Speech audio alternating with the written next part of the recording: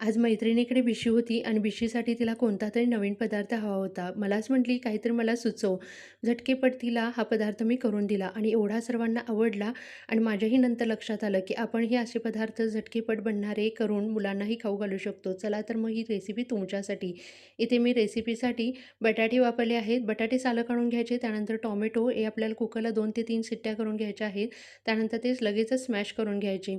आपण आता त्याची फोडणी बघूया. फोडणीसाठी तेल तापत ठेवलं होतं. ह्यामध्ये फक्त मोहरीचीच फोडणी करायची. त्यानंतर बारीक चिरलेला कांदा आपण परतून घ्यायचा. कांदा परतण्यासाठी मीठ एकदाच वापरलं आहे मी, नंतर नाही ॲड करायचं.